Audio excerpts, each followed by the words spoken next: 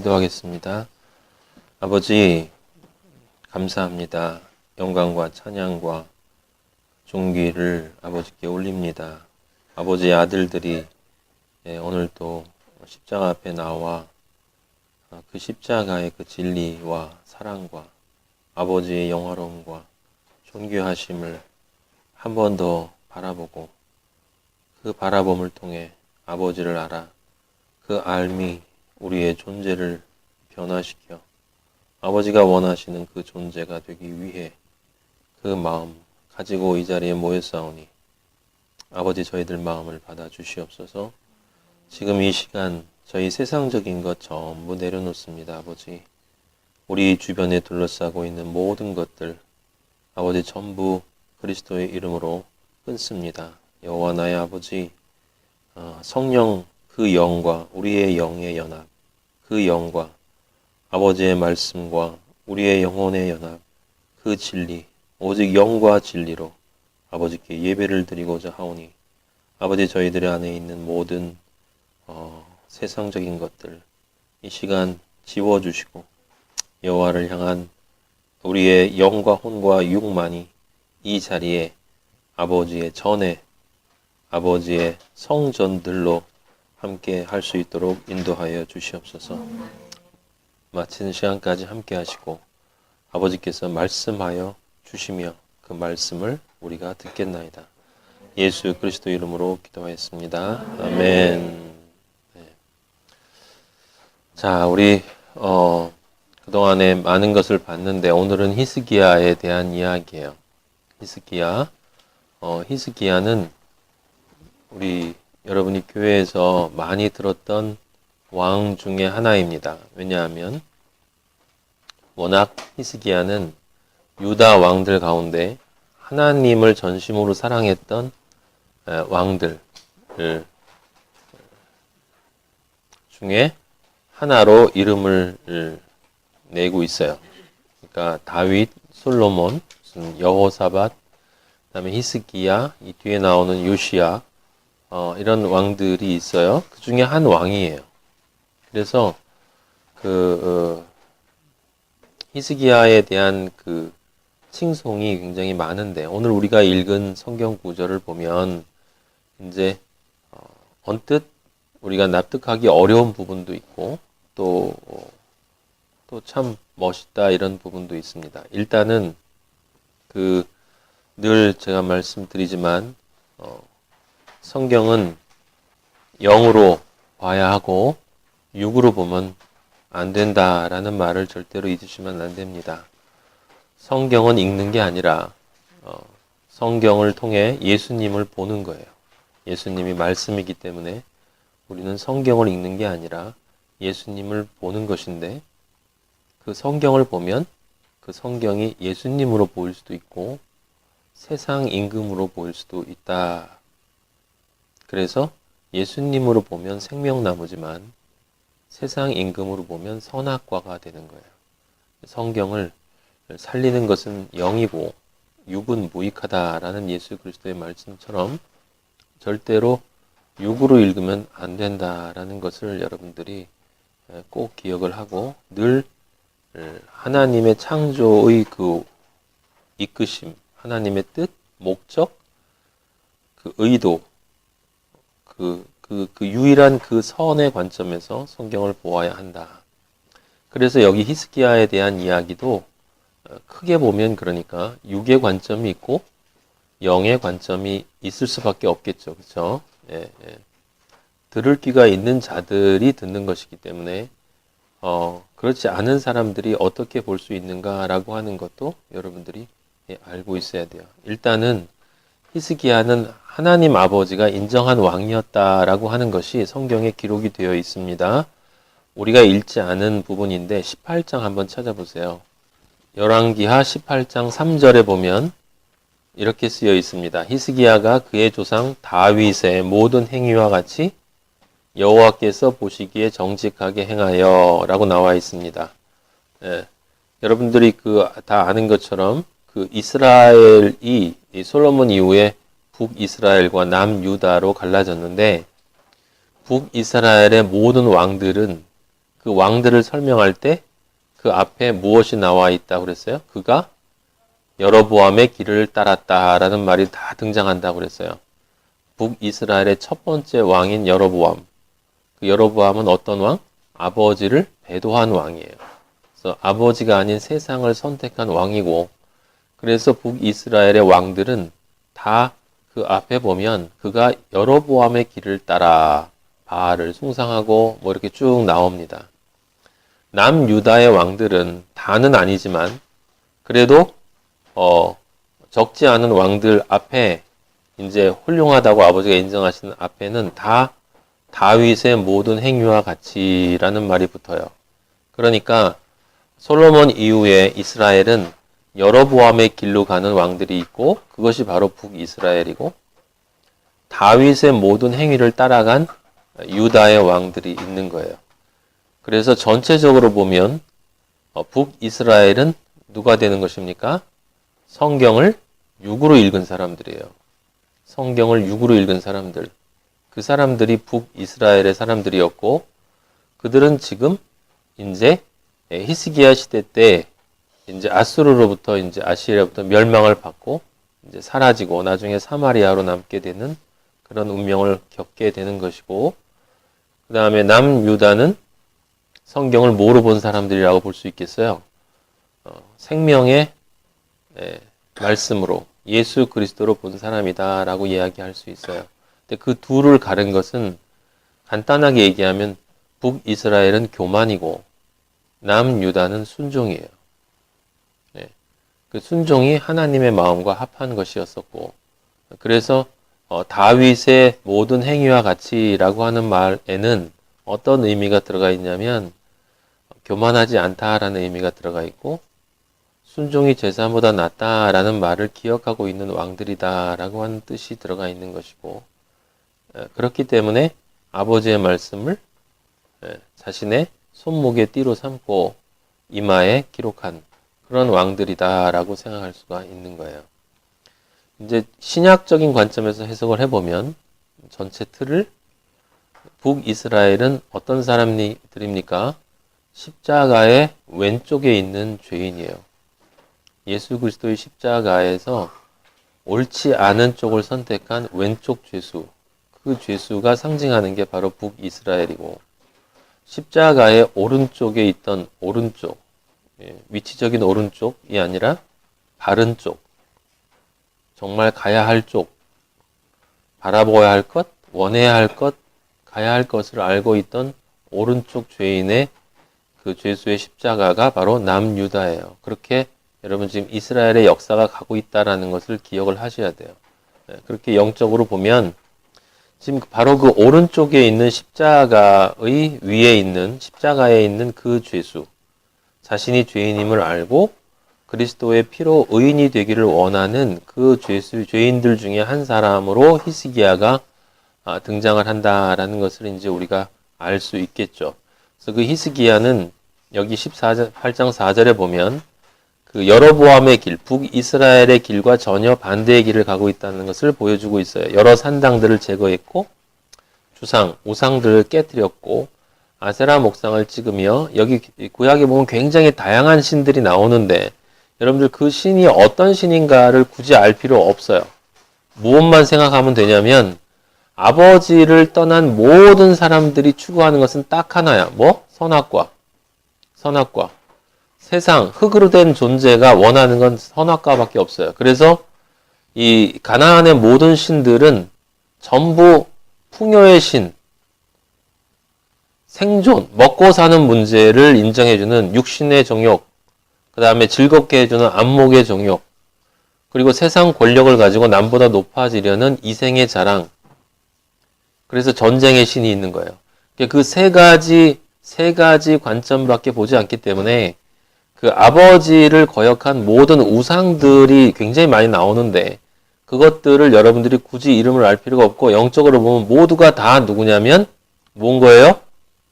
선악과를 원하는 황금송아지인 거예요. 황금송아지를 경배하는 사람들이다라고 생각하면 돼요.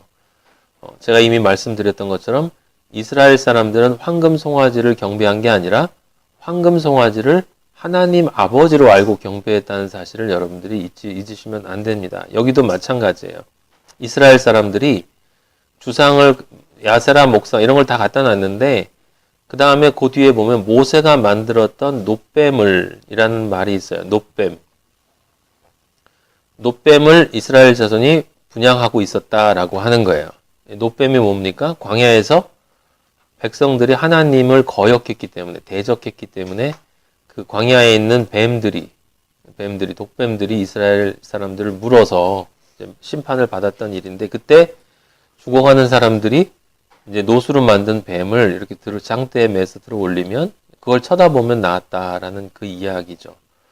그때 그 이야기는 그 놋뱀이 중요한 게 아니라 그 놋뱀이 가지고 있는 의미를 이해하는 게 중요한 거였었어요. 그렇죠? 그리고 더욱 중요한 건 놋뱀을 바라보면 낫는 것이 아니라 놋뱀을 바라보라고 하는 아버지의 말씀을 순종할 때 낫는 거예요.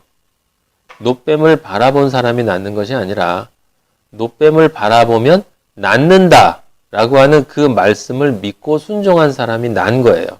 그러니까 이 놋뱀이 중요한 게 아니라 이 놋뱀을 뒤에서 만들라고 명령하신 하나님 아버지의 말씀에 순종하는 것이 중요하다라고 생각을 했는데, 이스라엘 사람들이 그 놋뱀을 보고 나았기 때문에 그 놋뱀을 우상으로 만들어서 이때까지, 히스기야 때까지 계속 섬기고 분향했었다라고 하는 거예요. 그래서 그 히스기야가 그 놋뱀을 부숴버렸다. 그리고 느후스단이라 일컬었는데, 느후스단이라는 말은 그냥 놋조각이라는 뜻이에요. 이건 그냥 아무것도 아닌 놋조각에 불과한 거야 라고 히스기야가 그 실체를 드러낸 거죠. 너희가 경배할 수 있는 존재가 아니다 라고 이야기를 한 거예요.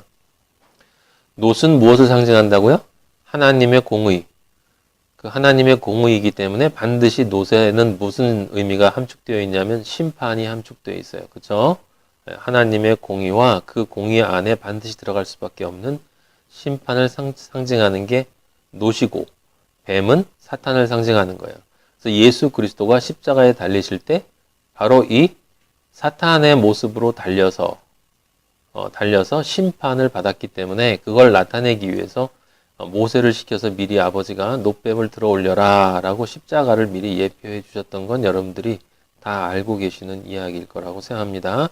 그래서 그 우상 숭배를 히스기야가 깨부셨다. 그래서 5절에 보면 히스기야가 이스라엘 하나님 여호와를 의지하였는데 그 다음 말 보면 참 재밌는 말이 있습니다. 그의 전후 유다 여러 왕 중에 그러한 자가 없었으니 라고 나와 있어요. 히스기야 전에도 없었고 히스기야 뒤에도 없었다. 유다 왕 중에 하나님 여호와를 의지한 왕이 히스기야 외에는 없었다. 이 부분에서 여러분들은 사실은 걸려야 돼요. 왜냐하면 그 전에도 없었고 그 후에도 없었다라고 하나님을 경배했던 왕의 이름을 우리가 생각을 해보면 사실은 이미 다윗도 있어요. 다윗도 있고, 그리고 히스기야 이제 조금 우리가 뒤에서 만나게 될 요시야 왕도 마찬가지예요. 그 왕도 그 이전에도 그 이후에도 하나님을 의지하고 경배한 왕이 없었다라는 말이 나와요. 여기서 우리가 가지는 질문은 뭐냐면 왜 아버지가 이 왕에게도 그 왕 중에 전에도 없었고 뒤에도 없었고 또 다른 왕도 그 전에도 없었고 뒤에도 없었고 진짜 훌륭하게 아버지를 섬기는 왕들에 대해서는 아버지가 이렇게 말씀을 하세요. 그럼 이 말이 틀리잖아요. 그게 바로 육으로 읽는 거예요, 여러분. 예. 그러니까 이제 육으로 읽으면 이 말을 이해할 수가 없죠. 그러니까 이 말을 전할 수가 없는 거예요. 그냥 여기 맥락만 딱 떼서 히스기야는 이렇게 훌륭한 왕이었다라고 얘기하고 지나가 버리는 거죠.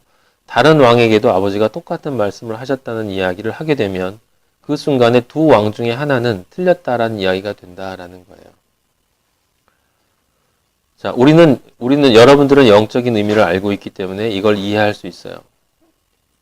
이스라엘 왕들 중에 하나님을 의지하고 하나님의 마음과 합했다라고 하는 이런 왕들은 다 누구를 예표하냐면 예수 그리스도를 예표하는 거예요. 예수 그리스도. 그래서 예수 그리스도를 예표하는 것이기 때문에 전후 유다 왕 중에 그러한 자가 없었다라고 아버지가 말씀할 때는 그 육신의 왕을 이야기하는 게 아니라 그 육신의 왕을 통해서 예표되고 있는 예수 그리스도를 이야기하는 거예요. 예수 그리스도만이 여호와를 그 전에도 없었고 그 후에도 없을 정도로 여호와를 의지하신 분이에요. 그리고 그분이 진짜 왕이세요.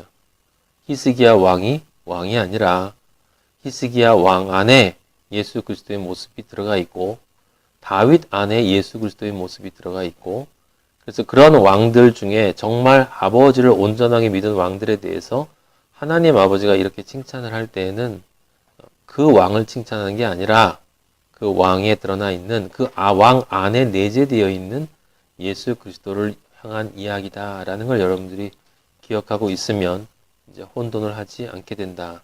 그래서 18장 6절 보면 그가 여호와께 연합하여, 그죠? 연합하였다고 그랬어요. 누가 그랬어요? 다윗이 그랬어요. 다윗이. 내 마음과 합한 사람이다. 연합됐다는 거예요. 그럼 다윗 말고 또 누가 그랬어요? 히스기야 말고 여러분들이 그래요. 여러분들이.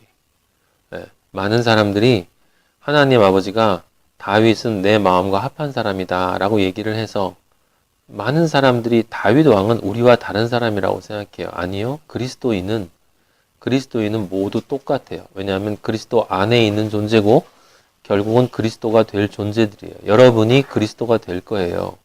그것을 모르면 성경의 진리를 정확하게 알지 못하고 있는 거예요. 우리가 예수님이 되는 거예요. 하나님의 아들 첫 마지가 예수 그리스도고 우리들은 전부 다 둘째예요. 둘째. 그래서 포도송이가 돼서 올라간다라고 제가 말씀을 드렸습니다. 여기 나와 있는 히스기야의 이 말은 누구에게도 해당이 되겠어요? 우리에게 해당이 되는 거고 모든 그리스도인에게 맞는 거예요. 그러니까 여호와께서 모세에게 명령하신 계명을 지켰다라고 한 이야기가 나오지 않습니까? 율법을 지켰어요. 여호와께서 그와 함께 하심에 18장 7절 그가 어디로 가든지 뭐라고 쓰였습니까? 형통하였더라라고 쓰여있어요. 그쵸?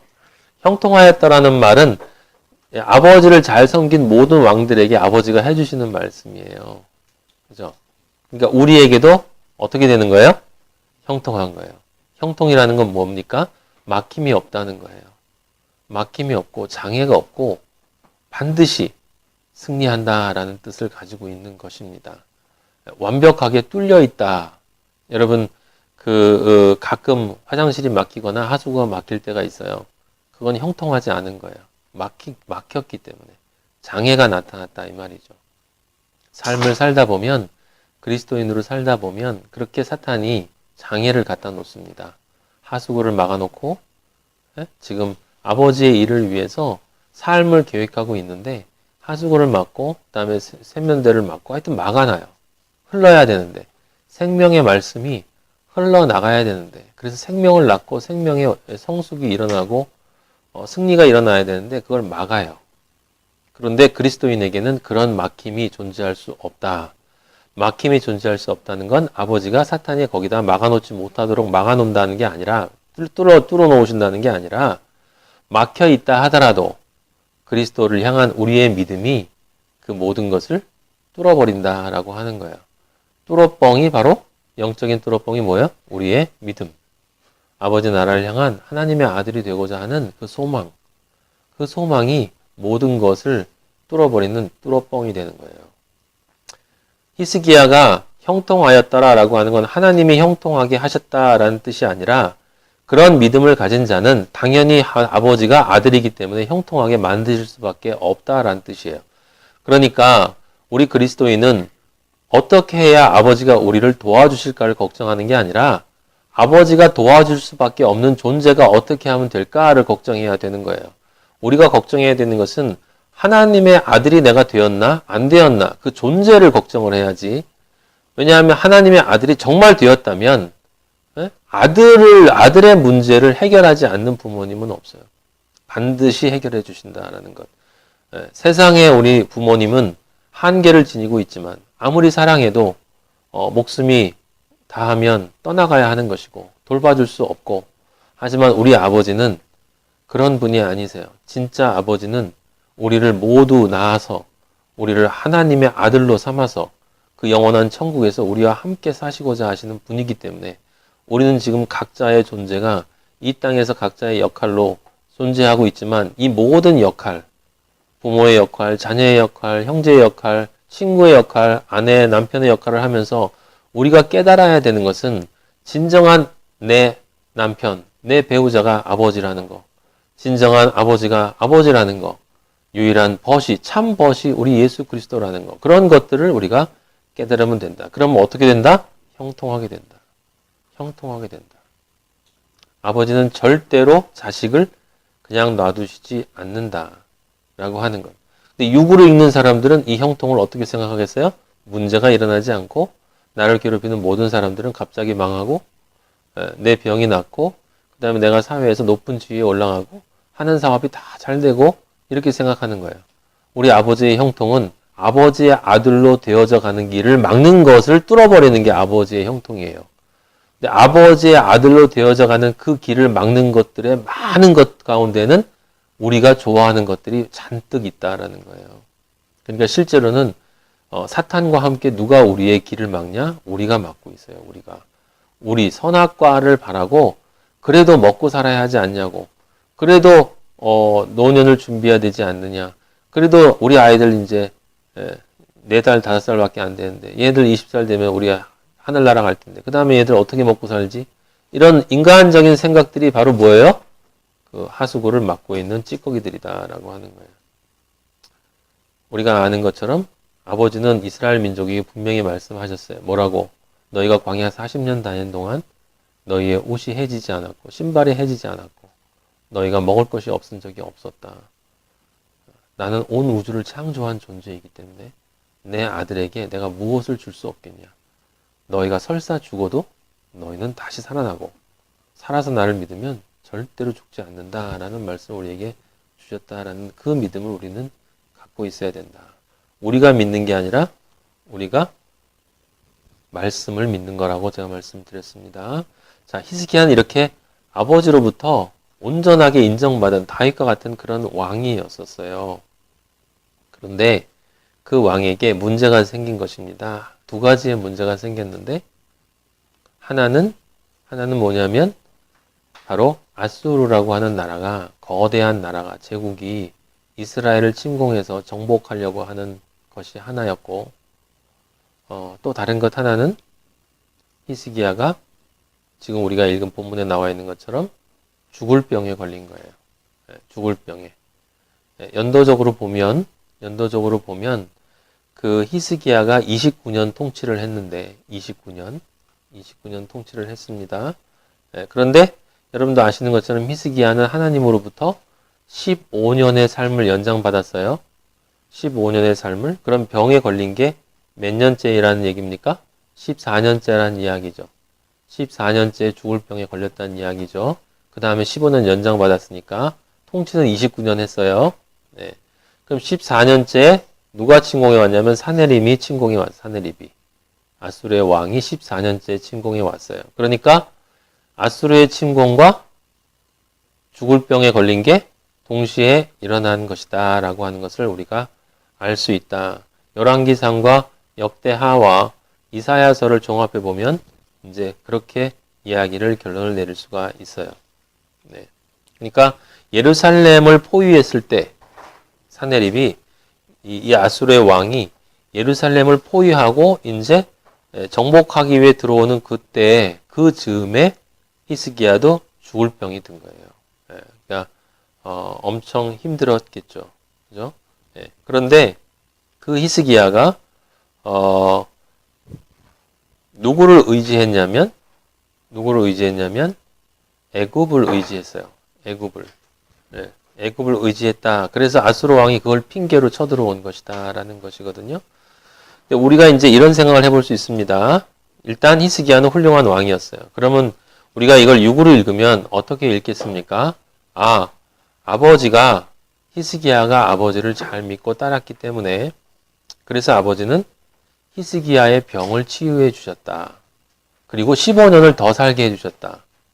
축복이다. 그리고 히스기야를 괴롭힌 아수르 왕을 다 물리쳐 주셨다. 축복이다. 그렇게 생각을 하겠죠. 그러면 어떻게 생각을 하겠습니까? 그러면 15년을 더 살게 해주셨으니까 그러니까 아버지를 믿으면 우리를 건강하게 장수하게 해준다라는 것으로 생각할 수밖에 없게 돼요. 분명히 15년 살려줬으니까. 근데 히스기야는 참 재미있는 게 우리가 읽은 본문에서 뭘 했냐면 징표를 요구했어요. 징표. 8절에 그 말이 있죠. 여호와의 성전에 올라가게 하실 무슨 징표를 나에게 보여줄 수 있어요? 라고 물어봐요. 이사야가 또 그걸 꾸짖지도 않고 그러면 10도를 해시계를 10도 뒤로 돌릴까요? 앞으로 돌릴까요? 물어봅니다. 마치 음식점에서 주문받듯이 뭐 드시겠어요? 라고 하는 것처럼 하나님 아버지가 이사야를 시켜서 히스기야에게 물어봐요. 내가 널 살릴 건데 네가 표적을 요구하니 내가 그 표적을 보여줄게. 어떤 것을 원하니? 라는 거예요. 근데 우리가 신약에서 예수님이 하셨던 말 기억하죠? 유대인은 무엇을 구한다고요? 표적을 구한다고 그랬어요. 유대인은 표적을 구하고 헬라인은 지혜를 구한다. 유대인은 표적을 구하고 헬라인은 지혜를 구한다. 유대인은 무엇을 구한다? 눈에 보이는 걸 구한다. 눈에 보이는 걸 구한다. 내가 경험적으로 오감으로 확인할 수 있는 걸 구한다. 그래서 많은 기독교인들은 하나님 아버지로부터 하나님 아버지가 살아계시고 나와 함께 하신다는 그 증거를 오감으로 경험할 수 있는 것을 원해요. 그것이 유대인이 표적을 구한다는 거예요. 그러니까 표적을 구하는 기독교인들이 있고 또 하나는 뭐냐면 헬라에는 뭘 구해요? 지혜를 구해. 지혜는 진정한 지혜가 아니고 진정한 지혜는 예수 그리스도의 지혜밖에 없어요. 헬라인이 그 지혜를 구할 리가 없지. 헬라인이 구하는 지혜는 세상 지혜예요. 세상 잘 먹고 잘 사는 것에 대한 지식을 얘기하는 거죠. 정보. 그래서 예수님을 믿는다고 하지만 지식을 구하는 사람들이 있어요. 성경 지식. 여기 열왕기하 20장에 나와 있는 이것을 읽고 히스기야가 하나님 아버지로부터 이런 축복을 받았습니다. 여러분도 아버지를 잘 믿으면 장수하고 여러분에 생기는 모든 문제를 아버지가 해결해 주시고 그리고 승리하게 해주십니다. 자, 그러니까 아버지 잘 믿고 축복받으시기 바랍니다. 그게 바로 성경을 육으로 보는 거고 그게 바로 무익한 것이고 그게 바로 선악과로 보는 거고 선악과를 보면 아버지가 뭐라고 그랬어요? 반드시 죽으리라 그랬어요. 반드시 죽으리라. 그래서 우리가 가지는 질문이 이거예요. 어떻게 하나님 아버지로부터 그 전에도 없고 그 후에도 없다. 예수 그리스도의 믿음을 가진 존재로 인정받은 다윗과 같이 하나님과 연합된 것으로 인정받은 히스기야가 죽을 병에 걸렸다고 그 눈에 보이는 증거를 요구한다 이 말이에요. 믿음은 바라는 것들의 실상, 보이지 않는 것들의 증거, 보이지 않는 것들의 증거는 믿음이지 믿음은 그런데 보이지 않잖아요. 보이지 않는 것들의 증거가 믿음이어야지 보이지 않는 것들의 증거가 우리가 눈으로 볼 수 있는 것들이 되면 안 되잖아요. 그런데 히스기야는 그걸 원했어요. 신약에서 우리가 배운 예수 그리스도의 진리의 관점에서 보면 히스기야는 지금 전혀 믿음이 없는 요구를 하고 있어요. 근데 더욱 신기한 건 그 믿음이 없는 표적을 요구하고 있는 히스기야에게 하나님 아버지가 그걸 허락하셨다는 거예요. 그리고 거기에 대해서 전혀 책망을 하고 있지 않다라는 것을 알 수 있어요. 그래서 20장 11절에 보면 이사야가 여호와께 간구하며 아하스의 해시계는 아하스는 누구냐면 히스기야의 아버지예요. 아버지. 히스기야의 아버지. 그 아하스 때부터 이스라엘의 해시계를 들여다놨어요. 그래서 시간을 잰 거예요. 그래서 그 아하스 아버지 왕 때 그 예루살렘에 설치한 그 해시계의 시간을 뒤로 10도 돌려가게 했다라고 하는 거예요. 이 비슷한 이야기가 우리는 여호수아서에 보면 그 여호수아가 그 모압인가요? 암몬인가? 그 대군들을 정벌할 때 이 해가 중천에 떠서 지지 않도록 만들 때가 있었어요. 거의 하루 가까이 서 있어라 라고 여호수아가 명령하니까 해가 지지 않고 있었어요. 다 물리칠 때까지. 네. 그리고 이 똑같은 표적을 구했던 사람이 누구였어요? 히스기야 같은 표적을 구했던 사람이 여러분이 잘 아는 기드온이에요. 기드온이 기드온이 하나님께 네가 이스라엘을 구원할 거다라는 사사가 된다고 하니까 뭐 별의별 걸 다 시켰어요. 하나님 아버지 앞에 이것도 시키고 저것도 시키고. 그때 우리는 분명히 확인했습니다. 그것이 그것을 뜻하는 게 아니라 그 기드온이 요구한 그 표적은 예수 그리스도를 상징하는 표적들이었다라고 여러분들에게 제가 자세하게 설명을 드렸어요. 자, 지금 히스기야가 그랬다라는 거, 그게 첫 번째 질문이고, 그 다음에 또 히스기야에게 질문이 나올 수 있는 게, 우리가 읽은 뒷부분에 보면, 20장 12절에 보면, 이제 히스기야가 물리친 다음에, 아수르를 누가 정벌합니까? 나중에? 바벨론이 정벌하죠. 아수르가 바벨론에게 망합니다. 그 바벨론이 이제 막 등장할 때에 그 바벨론 왕이 이제 신하들을 보내서, 이 히스기야가 아수르를 물리치고 그 다음에 죽을 병도 나았다라는 소리를 듣고 특히 또 뭘 들었냐면 해시계가 뒤로 물러갔다라는 소리를 듣고 도대체 어떤 인간인지를 와서 확인을 하라고 보냈는데 히스기야가 이제 역대하를 보면 이 사자들을 보고 매우 기뻐했다고 그랬어요. 매우 기뻐했다. 그 이사야서에 보면 교만해졌다라고 또 나옵니다. 교만해졌다. 히스기야가 교만해졌어요. 그래서 자기를 자랑하고 싶어졌습니다. 자랑하고 싶어져서 뭘 했냐면 보물고의 금은 이 성에 있는 모든 걸 보여줬어요. 하나도 빼지 않고 다 좋은 것이었기 때문에 다 보여줬어요. 근데 그것이 이사야가 그 얘기를 딱 듣더니 뭐라고 그랬습니까? 거기 있는 거 하나도 안 남을 거야.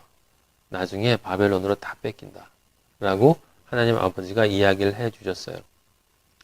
그러니까 이제 교만에 대한 이야기인데, 근데 진짜 재밌는 건 뭐냐면 그 다음에 히스기야가 한 말이에요.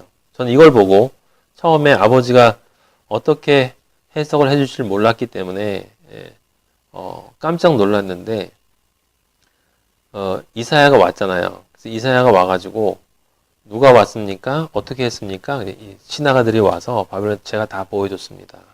라고 얘기하니까 20장 17절에 다 뺏길 거라고 얘기하고 그 다음에 당신 아들들 중에서 바벨론 왕궁의 환관이 될 자도 있다. 나중에 다 그렇게 되지 않습니까? 실제로 이루어집니다.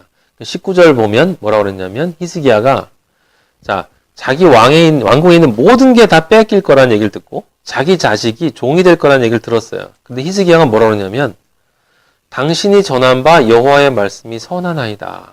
선한 것입니다. 제가 인정하겠습니다. 여기까지 얘기했으면 참 좋은데 그 다음에 뭐라고 그러냐면 만일 내가 사는 날에 태평과 진실이 있다면 내가 사는 동안은 아무 문제가 없다면 그럼 어찌 선하지 않을 수 있겠습니까? 그러니까 내가 사는 동안에는 아무 문제가 없을 것이기 때문에 그 전에 히스기야가 아까 애굽에게 의지했다라고 제가 말씀드렸죠. 그래서 애굽에게 의지했기 때문에 사실은 하나님이 치신 건데 아수르도 보내고 이렇게 해서 치신 거예요. 그런데 그 앞에 보면 좀 이따 제가 이제 우리 찾아볼 텐데 회개를 하거든요. 회개했다는 말이 나와요. 이사야서에. 그래서 히스기야 당시에 벌을 내리지 않겠다라는 말이 이제 거기 나오는데 그래서 그랬는지 모르지만 히스기야는 자기 사는 동안에는 아무 일 없다고. 세상에 이런 부모가 어디 있어요? 제가 처음 봤을 때는 너무나 이기적이에요. 너무 이기적이야.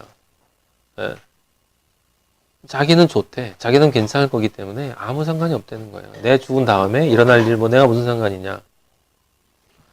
근데 이런 왕이 하나님의 마음과 합한 왕이냐 이 말이죠.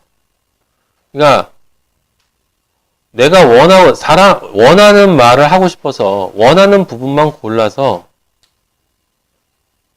그것을 진리로 포장해서 전하면 전체를 보지 못하게 돼요. 히스기야는 지금 우리가 읽은 모습을 보면 분명한 문제점을 가지고 있는 사람이죠. 두 가지의 큰 문제점이 있어요. 하나는 뭐냐면 하나님을 시험했다라는 것하고 하나님을 시험했어요. 표적을 보여줄 수 있냐고. 그리고 또 하나는 자기 자식들을 종되고 자기 이스라엘이 완전히 망한다는데도 나는 괜찮으면 된다라고 하는 아주 극단적인 이기적인 모습을 보이고 있어요. 그런데 아버지가 앞에 부분에 보면 뭐라고 쓰였습니까? 히스기야의 하는 모든 일이 형통하였더라. 형통하였더라. 그러면 이게 무엇을 의미하냐면 우리가 볼 때 이기적으로 보이고 제가 지금 볼 때 이게 지금 6으로 본 거거든요. 6으로 보면 히스기야는 굉장히 이기적이에요. 그러면 이것이 히스기야가 훌륭한 사람이니까 이거를 좀 보통 우리가 기독교인 같으면 어떻게 하겠습니까? 포장하고 싶겠죠. 그쵸? 히스기야가 좋은 마음으로 했다. 뭐 어떤 식으로든 말을 막 만들어내지 않겠습니까? 나쁜 사람을 만들지 말아야 되니까. 그런데 그것 자체로 우리는 일단은 받아들여야 된다라는 것. 자기 육적인 의미인데 육적인 관점으로 바라보면 그래서 히스기야는 그 위에 우리가 봤던 우시야 왕처럼 성공하지 못한 왕으로 볼 수밖에 없습니다. 그런데 앞에 말한 것처럼 또 하나님 아버지 뭐라 하냐면 그가 하는 모든 일이 형통하였다 그랬어요. 그러면 히스기야가 한 이 말도 형통 안에 들어가야 해요. 형통하였다 그랬거든. 아버지는 반드시 형통하게 해주겠다라고 말씀을 하셨단 말이죠. 그럼 이것도 형통 안에 들어가야 되는 거예요. 그리고 앞에서 하나님을 시험한 그것도 형통 안에 들어가야 되는 거예요. 그래서 성경을 여러분들이 영어로 보면 지금 히스기야가 우리의 인간적인 눈에서는 모순적인 존재로 보인다 할지라도 하나님 아버지가 인정하는 그것이 어떻게 해서 히스기야의 삶이 하나님 아버지 보시기에 바른 의로운 삶으로 볼 수 있는가라는 부분을 우리가 함께 생각해 볼 필요가 있다라는 것입니다. 오늘 이야기는 바로 그 이야기예요. 그래서 오늘 말씀의 제목은 해식의 10도예요. 해식의 10도. 아버지가 처음 이 제목을 주셨는데 전 이 제목을 어떻게 처음 정할 때는 이 해식의 10도의 의미를 몰랐어요. 그래서 말씀을 준비하다가 포기하려고 생각했습니다. 사실은 포기하려고 생각했어요. 근데 아버지가 은혜를 주셨기 때문에 여러분들에게 이제 전달해 드리도록 하겠습니다.